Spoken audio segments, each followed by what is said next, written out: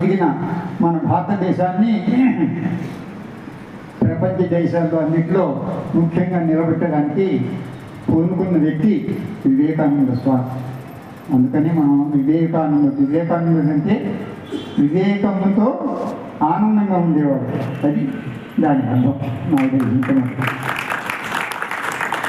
వివేకం అంటే తెలివితేటలు మన భారతీయుల్లో ఉన్నంత తెలివితేటలు ప్రపంచంలో ఎక్కడా లేవు అని గట్టిగా చెప్పిన వ్యక్తి. అంటే ఇండైరెక్ట్గా తెలిపాడు అందరికీ, ఒరే ఏరోళ్ళ నాది నీది నాది అనుకుంటున్నారా, మీరందరూ మనవాళ్ళేరా అని చెప్పాడు. ఎక్కడ చికాగో పోయి ఏం చెప్పాడు, బ్రదర్స్ అండ్ సిస్టర్స్ అనేటోడికి వాళ్ళు వెళ్ళిపోయినారు. అట్లా ఉండాలి ఏదైనా కానీ మాట్లాడుతుంటే.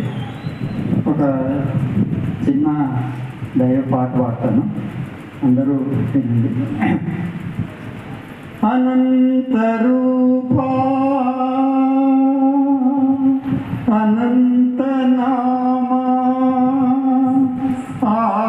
ఆనందామృత మోహన వేష అగమ్య గోచర ఆనంద సాగర అనోరణీయాన్మదో మయ్యా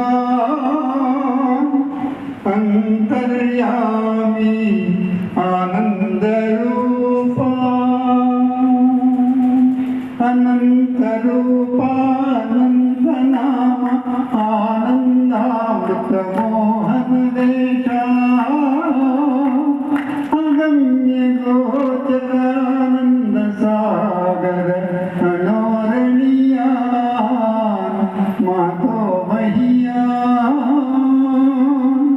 అనోరణీయా మాతో మయ్యా.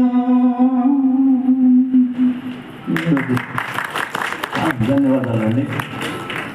ఇప్పుడు పూజ్యశ్రీ జయగోపానంద స్వామీజీ గారు తమ యొక్క ప్రవచనాన్ని తెలియజేయవలసిందిగా కోరుతున్నాం.